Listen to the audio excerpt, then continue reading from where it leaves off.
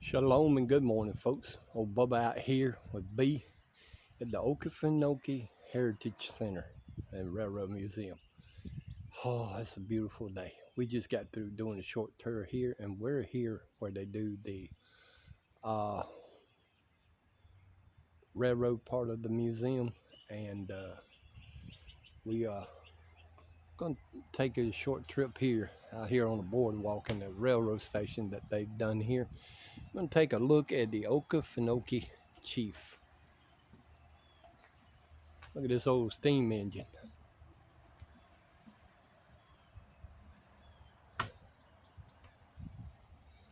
Old coal bell. We just went through some passenger cars. Babe, what do you think of this old steam engine? It's cool. This old front. Can you imagine having to be an engineer on this thing? It ain't nothing but a boiler on wheels. And pressure gauges. There's the wood of fire band they use for the train. This is so neat.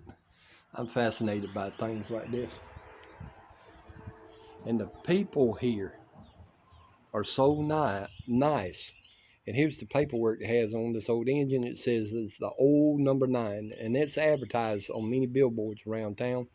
It is a Baldwin Mikado built in 1912. Her wheels are range 2-8-2 with 2 pilots, 8 drivers, 2 trailing wheels to help carry the firebox. The smaller wheels swiveled to take the sharper curves. The boiler is nearly 7 feet across.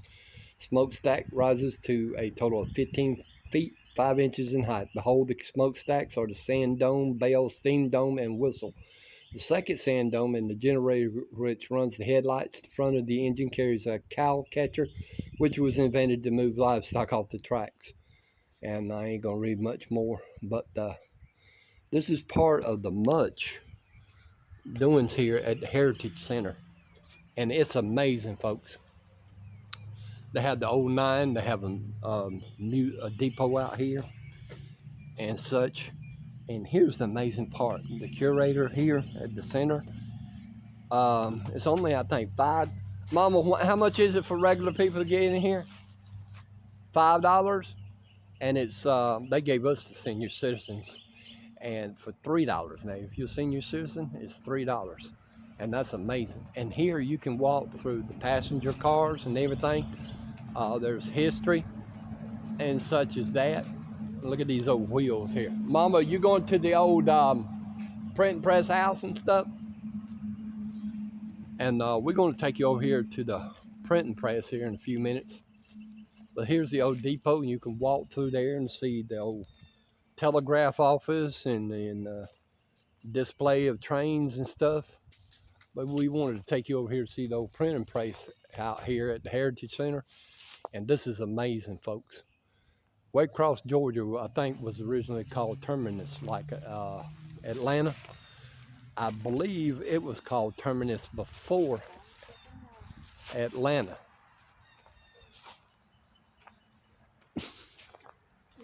But we're going over here to check on old printing press here.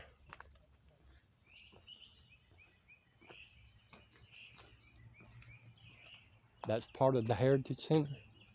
And they've got a lot of different rooms in there on Black history in there, history of the Civil War, history of the Native Americans here. And you get to walk through a real live postal caboose. You go through a passenger train, and you get to walk through the caboose there. It's all tied in together and attached to this old depot. And go over here and go to another part, and we're just gonna finish up this video in here. I think this is the way to it. Yeah, this is the way, a little walkway. You can tell that's an old railroad warehouse. I think that's where they keep the maintenance and all that stuff at. But you get to walk all through all this small train they set up for visitors here.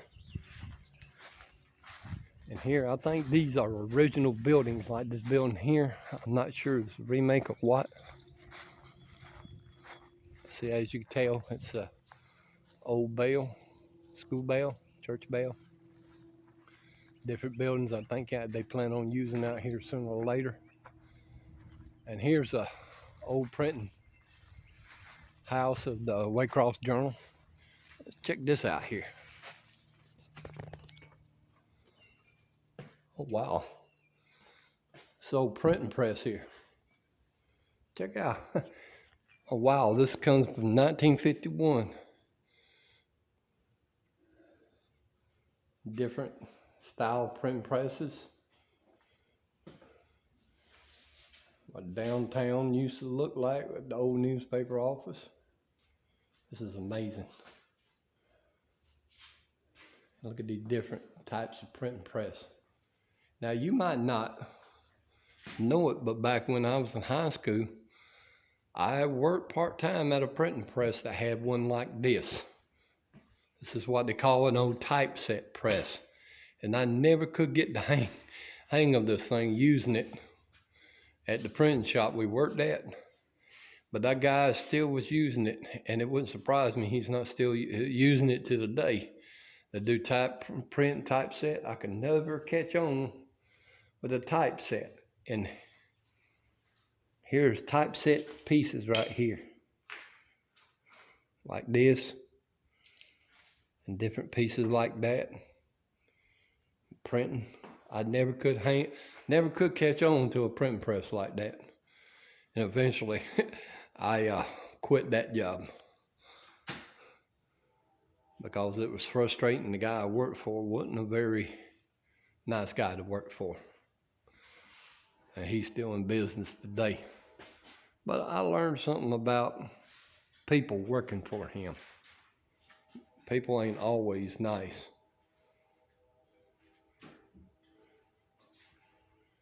Find anything interesting, hon? No, but these is... What are they? They're journals of old newspapers. I'd love to get into that one. But that's what they are, the old newspapers. Yeah, I'd love to get into that one.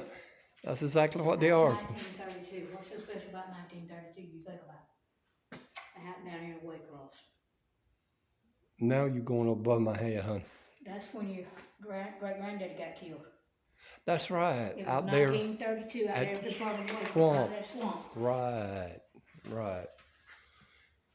Well, you know, 100 years celebrating Waycross. And Waycross has gone through lots of changes, folks. Lots of changes down through the years. And okay, folks. See, I think we got one more thing out here. I'm not sure what. There's an old house that used to be around here. But back in the day, folks, when people moved down here in this part of Georgia and such, they held the same name as a lot of your Florida pioneers. They were called crackers. Now, please don't associate this with some kind of racist remark or anything. The term cracker, a lot of people say it comes from using a whip, the sound that a whip made using mules and horses and stuff like that. I'm not sure. But that's what they call them, Florida crackers. And in a lot of places in Florida where there's old houses like this, they're known as cracker houses. And it says, "Welcome to the Hilliard House." This is old style all over the country that have breezeways to help keep the houses cool. And usually were basically two parts of the houses built with a roof over it and a breezeway. And eventually, a lot of these houses were closed up and put front doors on them and back doors, and the breezeways were turned into halls, and they usually became one house. And here it says, in the 1830 Hilliard House, the oldest standing house in Ware County, was occupied at one time by General Thomas Hilliard. Miss Louise Malka Waresboro gave it to the OHC in 1982. So I guess this is about when it was moved out here in 1982. But this is a beautiful house. Can you get in any of the rooms? And so we're gonna walk through here and see what the kind they got on display here.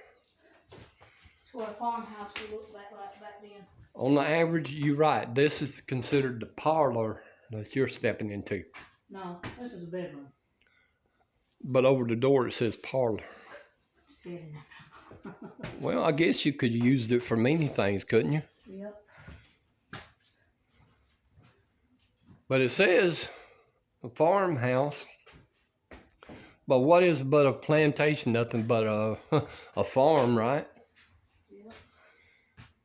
And it says the farm complex would have had a farmhouse, kitchen, privy, which is a outhouse, smokehouse, corn crib, chicken house, cane grinder, syrup shed, gardens, crops, and barn. Probably many other buildings that's not mentioned. Probably, who knows, might even had a grits mill, you know, of some kind, or a blacksmith shop. You know, it all depends on how big the farm was. And if you had tenant farmers along on the same land, basically a small plantation.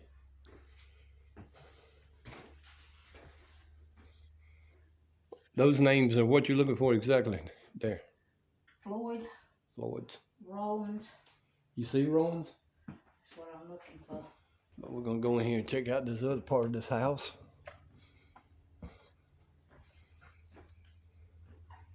Gives a bit of history. Something on the Wilds family.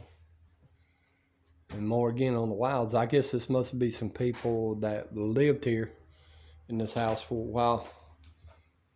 It says the keeping room. I guess this must have been like at the time what a lot of the ladies would have do, because you got a wheel, spinning wheel that would turn cotton into thread, and you got two different weaving machines, and usually that was most of the time the kind of work that women would do back in the day, would spin the wheels and make thread, and then make the thread into weaves into cloth. I wish I could remember the story of the Wilds massacre down here. So did they live in this house? I don't know if they lived in this house. Or how similar? This house probably similar. Was they the ones that lived out there in the Okefenokee? Yeah, that's the one that the Indians went in and massacred everybody but a couple of them. Okay. And such. Was it the Seminoles, Creeks, or what? But you got to understand the Indians was done wrong, Mom. Seminoles? You know the Indians were done wrong. Yep. And such. Okay, folks. Well, we're going to end up this, and I hope you like this little video. We're all down around Raycross. I'm on vacation. I decided to do some videos from my channel. Okay, we're going to end it here. I'm sorry it took so long, but I hope you enjoyed it. If you did, how about hit the like button and subscribe to the Jewish Redneck Prepper video. But you got anything to say? Shalom. Shalom, folks.